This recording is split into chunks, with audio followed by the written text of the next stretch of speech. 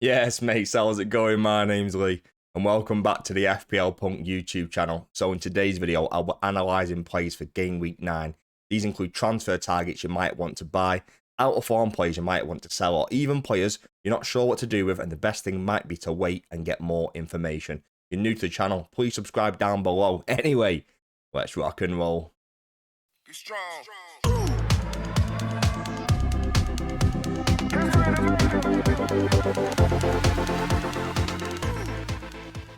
Right, mates, first up, and the first defender we're going to take a look at is Rico Lewis.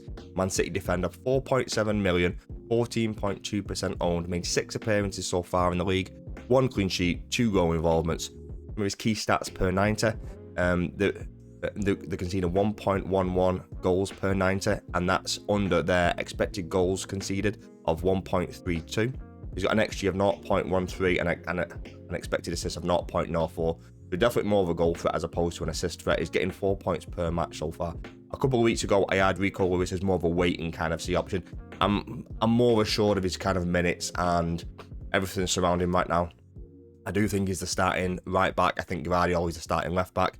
The beauty of Rico Lewis is that he can play on the left as well. If they do decide to play Kyle Walker, I can see a Kyle Walker playing against some of the bigger teams, some of the pacier wingers, and that might mean Rico Lewis goes to the left back. I think he will be more assured of minutes this season for sure. So yeah, I've got some decent games coming up. I know the fixture and the fixture difficulty rating it doesn't look great for Man City over the next 6, but Southampton in Game Week 9, it's a great game for Man City, and I think Rico Lewis is almost guaranteed to start this game. The predicted points are underneath every single one of the fixtures. So against Southampton at home, to get 4.7 points. Game Week 10, Bournemouth away, predicted to get 3.8 points. Brighton away in Game Week 11, predicted to get 4.1 points, and then it moves on to 2 tough games. Spurs at home, Liverpool away. I think Kyle Walker will start in both of these. It wouldn't surprise me if Rico Lewis does play left back, but if not, it's not the end of the world. I don't think Lewis will come on as a sub if that's the case. So I think if you are going for someone like Lewis, make sure you've got a decent first sub to come in and provide cover for that. But for 4.7 million to get into that Man City defence, I don't think you can ask for anything better than that. And then Game Week 14, Nottingham Forest at home, 4.5 points predicted in that game as well. And Man City haven't kept a clean sheet so far, and I think they will keep a couple over this period. They have been relatively good so far. They're just a little bit sloppy in terms of conceded chances and conceding goals. I think they will get better as the season goes on, but I think if you are looking for a cheaper defender and you want into that Man City defence, a lot of people are going to go to Gabriel. I think a better option and a cheaper option is going for Rico Lewis. That's my opinion. This is the first defender we're taking a look at, and Rico Lewis is a buy for me. If you don't own him, go out and buy him. It's just such an easy option. The next defender I want to take a look at is Arsenal defender Gabriel, 6.2 million, 27.8% owned. He's made 7 appearances so far in the league, 3 clean sheets, 2 goal involvements. Got some really good underlying per 90 data.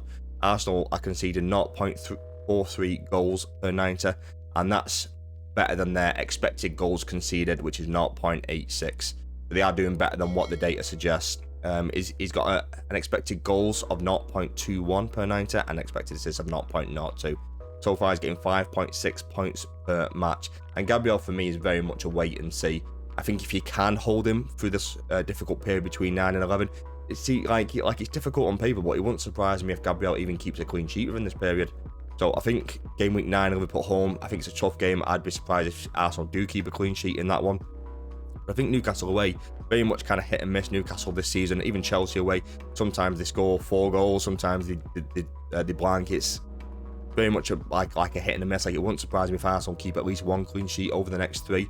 And so I think if you can hold him through this period and get to Game Week 12, 13 and 14, where they've got Forest, West Ham and Man United, I think it's very much a wait and see for me. I think if you've got him, you keep him. I think if you don't own him, you wait to Game Week 12 if you do want to get into the Arsenal defence. That's probably what I'd do if I did own Gabriel, but his expected points are still pretty good regardless of the game. So Liverpool at home in Game Week 9 predicted to get 4.5 points. Newcastle away in Game Week 10 predicted to get 4.1 points. Game Week 11, Chelsea away predicted to get 4.3 points. And then it gets a little bit better after that. Game Week 12, Nottingham Forest at home, 5.7 points. West Ham away Game Week 11, 5 points. And Man United in Game Week 14, Man United at home, 5.5 points. So this is very much what I'd do if I'd owned Gabriel. Let's look at a different Arsenal defender. Next up, we've got Gabriel centre-back partner, William Saliba. 6 million defender for Arsenal, 31.7% owned. And where Gabriel is very much a wait and see. If you've got him, keep him. If you don't own him, don't buy him. Saliba's, if you own him, sell him. He's just not got the same attacking threat as Gabriel has. And that's evidenced by his underlying data. He's got an XG of 0. He's got an expected assist of 0. And that's very much reflective of the amount of points he's got so far. Gabriel's on around 39 points. William Saliba's got 20, 22, something like that. And even his predicted points for each one of the upcoming games is so much less than Gabriel. I think if you were going to buy a defender moving forward, like if you wanted an Arsenal defender in game week 12, I would go Gabriel over Saliba every single day of the week. I'd even look at someone like Ben White over Saliba, who might get that attacking output as well. But they've got a tough run of games, and they might keep a clean sheet in this. But Saliba is very much either a 2-pointer or a 6-pointer. The thing with Gabriel, he can get those 10 pointers, those 12 pointers, like if he does get a goal or an assist from a corner. So for me, Gabriel is very much a keep, a wait and see, but a William Saliba is very much a sell. I just wanted to include one last defender in this, just a spicy little differential. Ryan Ait-Nouri, Wolves defender, 4.4 million, 2.9% owned, 7 appearances so far, 0 clean sheets, but 4 goal involvements.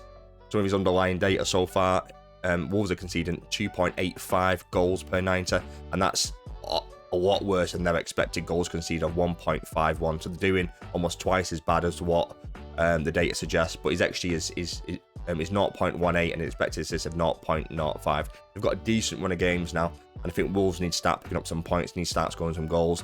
And Ait-Nouri coming from that left wing, that left wing back slot, and like he's always been an attacking fullback. And if you can get any kind of returns in this run of games, I think you're laughing, especially for the price of 4.4 million. Brighton in game week 9, even though it's away, he still predicts to get 3.7 points. Got a nice couple of games in game week 10 and 11 with Crystal Palace and Southampton at home, where he's predicted to get 4 and 4.6 points in those games. Even Fulham away in 12, I don't mind, still predicts to get 3.4 points in that. Bournemouth at home in game week 13, and Everton away in game week 14, where he's predicted to get 3.7 points.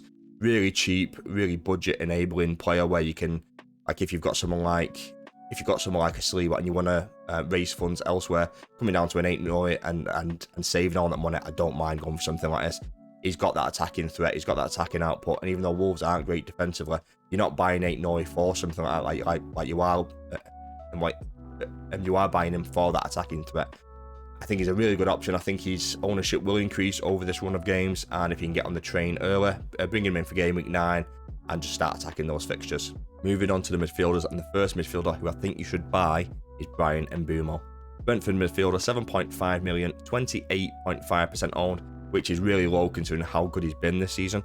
7 appearances, 6 goals, no assists so far. One of his key stats per 90 is getting 2.29 shots per 90, 2 key passes. He's got an XG of 0.41 and an expected assist of 0.28. So far, he's getting 7.3 points per match. And he's just such an obvious buy. I feel like I'm recommending him every single week. He's just in the absolute form of his life. He's on penalties as well. I just think he's a great option, especially for that price point. I think his ownership should be around 50-60%. So if you've not got him, it's just such an easy buy just to go out and get him. Ipswich in game week 9 predicts to get 6.3 points. Fulham away in game week 10 predicts to get 5.3 points. Bournemouth at home in 11 predicts to get 5.9 points. Everton away in game week 12. And it just keeps going on and on and on. Even in some of the tougher games where it's Aston Villa away in game week 14, still predicts to get 5.3 points. I think if you didn't own him a couple of weeks ago, when I thought was probably the best time to buy him, now's the second best time to go out and buy him. I think at any point that you don't own Mbeumo, he could punish you. He's always capable of scoring goals, and like I said, he's on penalties as well, which is just another avenue for him to get some points in there. Great option, great run of games coming up. If you've not got him, just go out and buy him. Like it's such an easy option to go and do. Brian Mbeumo. Let's look at the next midfielder option. Next up, we've got Bruno Fernandes, Man United midfielder, 8.2 million, and his ownership has gone down to 6.8%, which is crazy low. But he's just not been in great form so far. 7 appearances, no goals, 1 assist, and Bruno for me is very much a wait and see. if you've got him, I don't think you can sell him with this run of games. With West Ham, Leicester, Ipswich and Everton in the next 5, I just don't think you can sell him. But if you don't own him, then I very much wouldn't buy Bruno Fernandes. I think you just need to wait and kind of see if he actually starts hitting some form. The issue has not been Fernandes at all, in my opinion. I think he's been pretty good, and he looks good on the pitch. His data looks good as well, and some of his key stats per 90. He's getting 2.84 shots per 90 at some of his key passes, 0.95 key passes per 90. But next year of 0.3 and expected assists of 0.22. But as you can see, his points per match is 2.3, which is just really, really low. And that's kind of skewed by his sending off as well, where he got a -2. So that is kind of skewed from that, which has obviously dropped it quite a lot. And I just don't think you can sell him. Like he still predicted to get 4.8 points West Ham away. Like even Chelsea at home, which is a tough game, still predicted to get 5.2 points in that. Leicester, Ipswich and Everton, where his expected points range from 5 to 5.4 in that period. And he's just such a hard sell.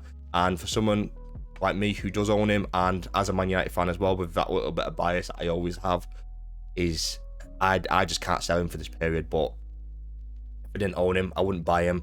But Bruno Fernandes at one point will go big. And like I said, I just don't think a lot of the issues surrounding his output is down to Bruno. I think the team just aren't functioning very well. Our forwards just aren't scoring goals. And I think if anything clicks, I think Bruno could be on for a massive haul at some point, whether that's sooner rather than later, like it remains to be seen. But I think at one point in the near future, Bruno will score a couple of goals and get an assist in the game, and he'll get a 15, 18 pointer, and it'll just be absolutely flying. And then everyone will be trying to get on that train. And that's the reason why I can't sell him, because I know at some point things are going to click and he's going to score an absolute mega haul. Bruno Fernandes, very much a wait and see for me right now. However, if you do fancy taking a punt on a Spurs midfielder, I know you've got the likes of Brennan Johnson and Heung-min Son, but I love James Maddison. I think he's been so good this season. Spurs midfielder, 7.5 million, only owned by 6.1%, 7 appearances so far in the league, 2 goals, 3 assists, and his just underlying data is just so good.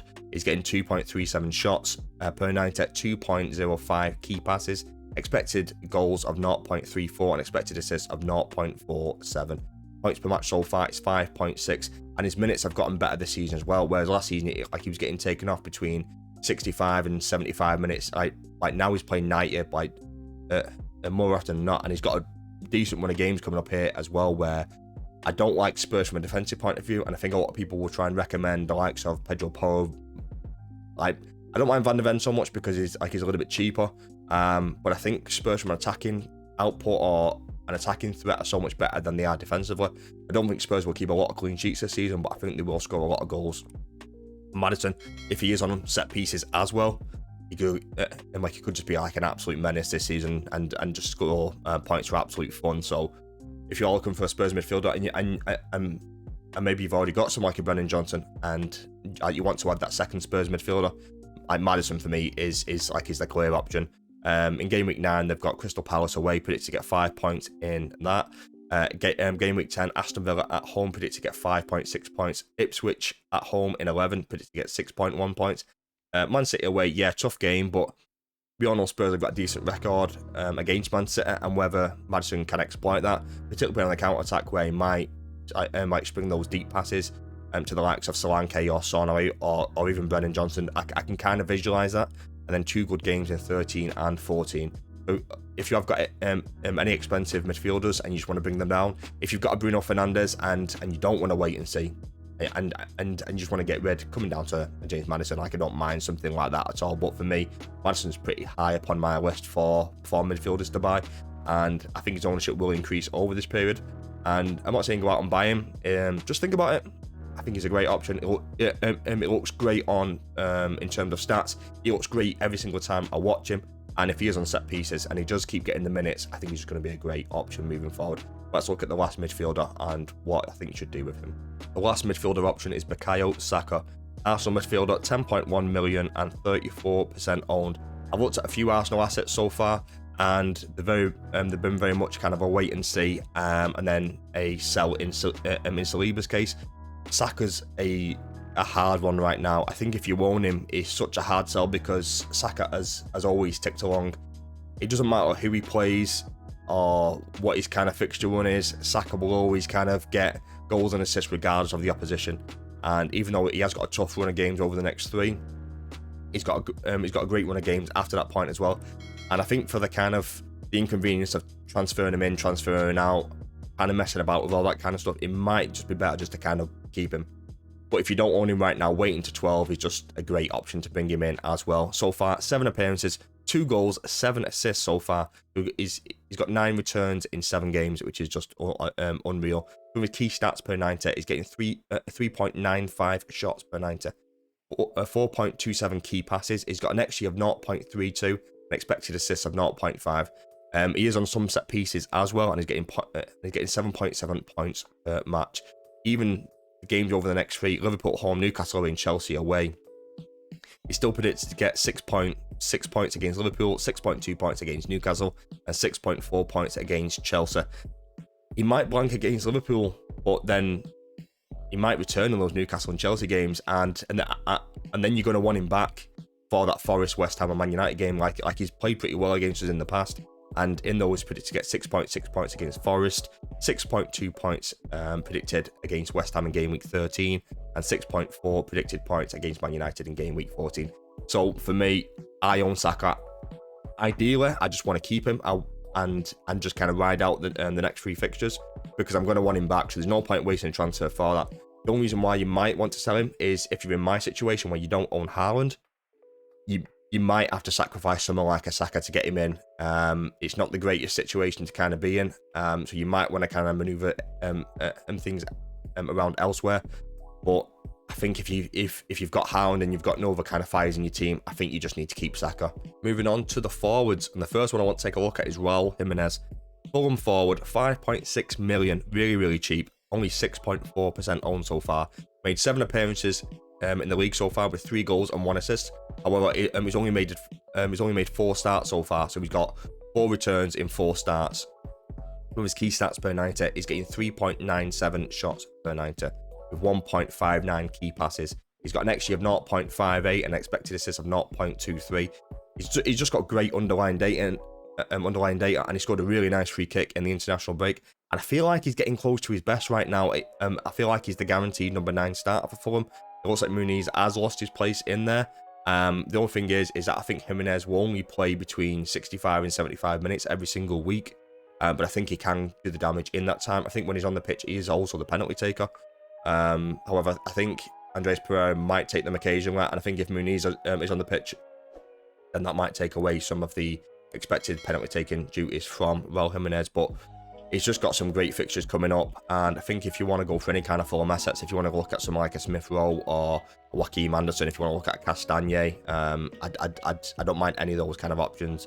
Just because Fulham have got a nice run of games. Game week 9, Everton away, predicted to get 4.7 points.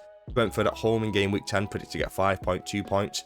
Crystal Palace away, game week 11, predicted to get 4.7 points. Wolves at home in game week 12, predicted to get 5.2 points. Even Tottenham away, which is considered a kind of a medium to difficult game for Fulham in game week 13, still predicted to get 4.7 points in that. And Brighton at home in game week 14, which predicted to get 5 points.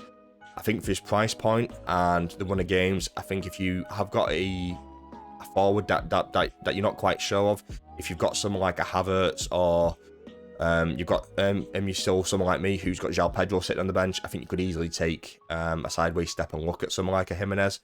Yeah, for me, I think it's just such a great option, and I think he will score goals in this period. So yeah, have a think about him. Raul Jimenez. Let's look at the last player who I think should buy for game week 9. The last player I want to take a look at is Wolves forward Matthias Cunha. 6.5 million forward, 2.3% owned, really low ownership. 7 appearances so far with 3 goals and no assists, and I've got him down as a buy. I just think I've been recommending him now for a couple of weeks. They're playing City this week, but from game week 9 to game week 14, they've got a great run of games. He's got really good underlying data where he's getting 3.12 shots per 90, 1.76 key passes. He's getting 0.39 big chances received, and he's creating 0.39 big chances. He's got an XG of 0.32 and expected assists of 0.18. So his predicted goal involvement per game is 0.5. So 50% of the time, he might get a return in that. So he's getting so far he's getting 4.3 points per match. In game week 9, he's got Brighton away. Although it's a tough game, we still predicted to get 5 points in that. Game week 10 and game week 11, a nice couple of games there. Crystal Palace at home, Southampton at home, predicted to get 5.4 points against Palace and 5.7 points against Southampton. Fulham away in game week 12, Bournemouth at home in game week 13, and Everton away in game week 14, where it's predicted to get 5 points in that game. I think if you wanted to look at any kind of Wolves assets, I think Cunha and Ait-Nouri are going to be great options for this one. And if you want to look at that really low ownership, and start looking at those differentials, I think Cunha should be very, very high on your list. Right, mates, that's it for today's video. I've tried to highlight a few players for Game Week 9 who I think you should either be buying, selling, or just wait and see. If you enjoyed the video, please subscribe, leave a like, and drop a comment down below. Thanks for watching. Peace and love.